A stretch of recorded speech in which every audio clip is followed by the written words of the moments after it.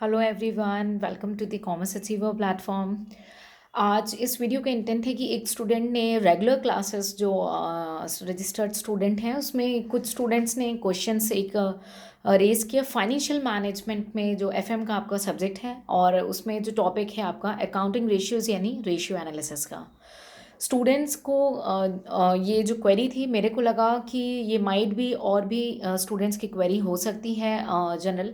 तो इसीलिए ये वीडियो आपके सामने I try to help you कि अगर ये किसी की भी क्वेरीज है तो ये क्वेरी उनके एग्ज़ाम हॉल तक ना जाए उनके पास, और उससे पहले इसे सॉर्ट आउट करके ये उसका मैक्सिमम बेनिफिट उठा लें। तो रेशियो एनालिसिस में स्टूडेंट की क्वेरी थी कि मैम रेशियो एनालिसिस में क्या केवल नुमेरिकल आते हैं, क्या उससे फॉर्मूला रिलेटेड कर लें तो अपना हो जाएगा, बिकॉज इतने सारे रेशियोज़ हैं उनको याद करना बहुत कॉम्प्लिकेटेड हो जाता है, कोर्स इतना ज़्यादा है, रिवीजन इतना ज़्यादा हो जाता है, फिर जीएस पेपर है, न्यूज़ कवरेज है। पॉज इट, इतना ज़्यादा वरीड होने की ज़रूरत नहीं है।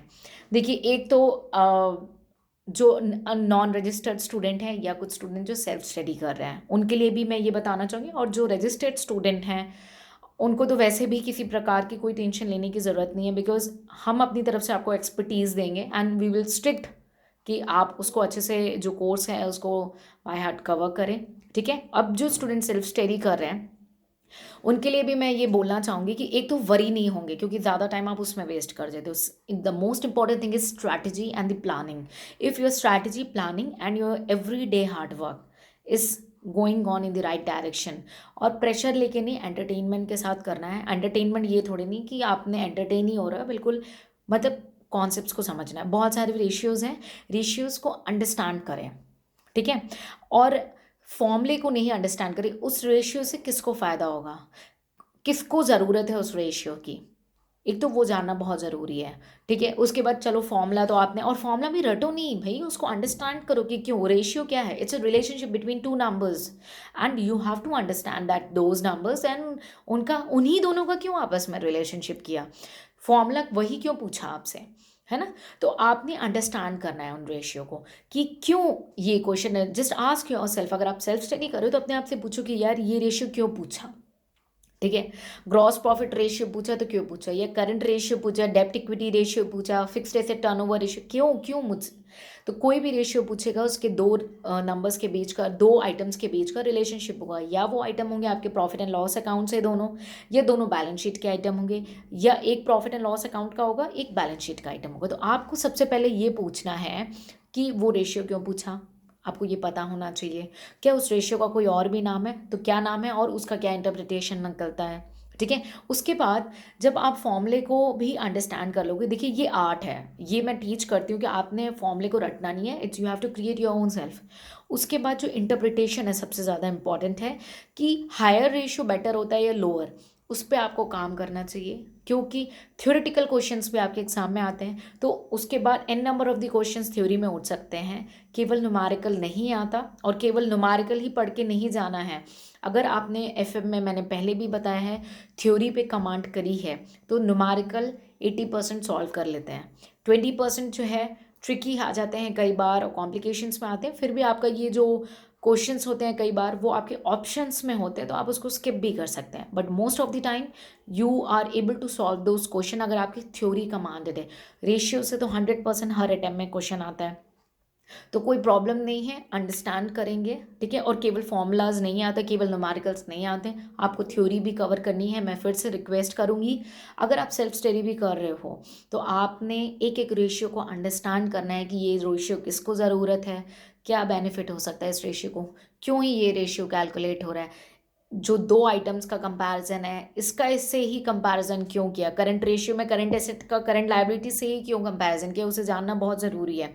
और उसके बाद इंटरप्रिटेशन को जानना ज़रूरी है। अगर आपने इंटरप्रिटेशन और इस रेशियो की क्या ज़रूरत है उसको समझ लिया तो क्वेश्चंस बहुत सारे उठ सकते हैं। फॉर एग्जांपल लिमिटेशंस उठ सकता है, सिग्निफिकेंस, तो इसको आपको सेपरेटली प्रिपेयर करने की ज़रूरत नहीं पड़ेगी, कहीं से भी रटने की भी ज़रूरत नहीं पड़ेगी, आपका माइंड खुद उसको एकदम अच्छे टर्म्स में आंसर कर पाएगा। And this is for sure sure आप आंसर कर पाएंगे, लेकिन हर रेशियो को अंडरस्टैंड करें, उससे वो फॉर्मूला भी बन रहा है तो क्यों बन रहा है, वही क्यों बन रहा है, दूसरा क्यों नहीं बन रहा, है ना, ये आपका माइंड आपसे क्वेश्चन करना चाहिए। तो सेल्फ स्टडी के दौरान में भी, या अगर आप रजिस्टर्ड स्टूडेंट हैं तो हम आपको क्लासेस में कवर करा देते हैं, बट आपको रिविजन के टाइम में भी जो है ये माइंड में रखना है कि टाइम कम है और बिल्कुल सिर्फ फॉर्मूला करना है, अधूरा ज्ञान बेकार है। इसलिए मैं एफएम में आपको बार बार बोल रही हूँ, थ्योरी पे फोकस करेंगे, जहाँ पे नीड होगी वहाँ पे हम आपको स्ट्रेट अवे बता देंगे कि चलो भाई न्यूमेरिकल करके चले जाओ, एंड दैट इज सफिशिएंट अगर आपके पास टाइम कम है तो, ठीक है। बट आपको हार्डवर्क करना है, there is no alternative of it, ठीक है। तो फाइनेंशियल मैनेजमेंट में जो रेशियो एनालिसिस का क्वेरी था कि क्या केवल न्यूमेरिकल करना चाहिए,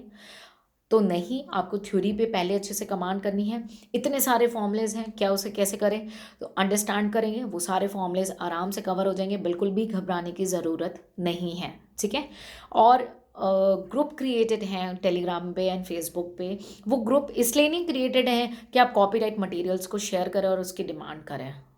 For God's sake, stop doing that. Respect the mentors, respect their hard work also. ठीक है, एंड स्टॉप डूइंग दैट। वो ग्रुप इसलिए क्रिएटेड है कि आप लोग एक दूसरे की मदद करें इन्हीं सब सिचुएशंस में। इफ़ अगर आप सेल्फ स्टडी कर रहे हो या आपने कहीं से मटेरियल ऑप्ट आउट किया और आपको वहाँ पे सपोर्ट नहीं मिल रहा है, तो वो ग्रुप इसीलिए बनाया गया कि हमारे लिए पॉसिबल नहीं होता कि हम इंडिविजुअली दीज क्वेश्चंस को सॉर्ट आउट करें। तो वो ग्रुप इसलिए है कि आप लोग एक दूसरे की हेल्प करो, उसका maximum benefit low. But I won't see कि कोई भी इतना एक्टिव है, आप हाईलाइट नहीं होगे। बहुत सारे स्टूडेंट कॉन्शियस होते हैं कि वो अपना नेम डिस्क्लोज नहीं करना चाहते हैं जब तक वो पास नहीं हो जाते, या पास होने के बाद भी बहुत सारे मैंने एक्सपीरियंस देखे हैं जो अपना नाम डिस्क्लोज नहीं करना चाहते हैं। Change the name, but prepare करके जाओ अच्छे से, ठीक है। ये रेशियोज़ के बेसिस में कई बार इंटरव्यू में भी क्वेश्चन पूछ लिया जाता है।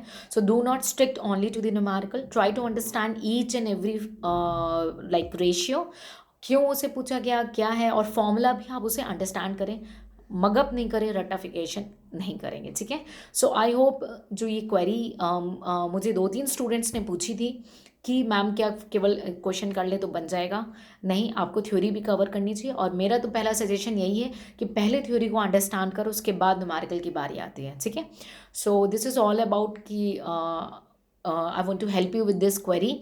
अगर और भी कोई क्वेरीज़ हैं जो आपको डाउट करती हैं, पब्लिकली पूछें, ताकि अगर वो किसी और स्टूडेंट की क्वेरी है तो हम उसे सॉर्ट आउट करें, और ताकि ये जो क्वेरीज़ हैं आपको एग्ज़ाम हॉल में किसी भी प्रकार से परेशान ना करें, आपके एग्ज़ाम हॉल तक आप तक नहीं जाए। और एक लास्ट आपको रिक्वेस्ट है, या आपको एक सजेशन कहेंगे हम, कि जब भी आप ऑप्शनल पेपर, जैसे कि ऑप्शनल पेपर आपको एक गुड रैंक देता है, तो उसके लिए आपको अच्छे से प्रिपेयर करना चाहिए। ऑप्शनल को बिल्कुल भी कॉम्प्रोमाइज़ नहीं करना चाहिए। तो कोशिश करेंगे कि आपका जब मेंस का एग्ज़ाम है, मैं मेंस की बात कर रही हूँ, मेंस के एग्ज़ाम के लगभग 1 महीना पहले ऑप्शनल पे 100% कमांड हो जानी चाहिए, ये टारगेट रखेंगे आप, ठीक है। सो और कोई ऐसी कॉमन क्वेरीज जो आपके मन में आती हैं रिगार्डिंग प्रिपरेशन, या ऐसे कॉन्सेप्ट्स को लेकर के कि कैसे कवरेज करना है, या कोई भी सपोर्ट की ज़रूरत है, कमेंट सेक्शन में आप पूछ सकते हैं। I am there to help you. Maximum benefit उठाएं ग्रुप का, और एक दूसरे को सपोर्ट करें, और just achieve your big dream. आप अपना बहुत ही इंपॉर्टेंट टाइम, अपने लाइफ का प्रीशियस टाइम दे रहे हैं, जी जान लगा दें और पा के लौटें। So take care and all the very best to all of you.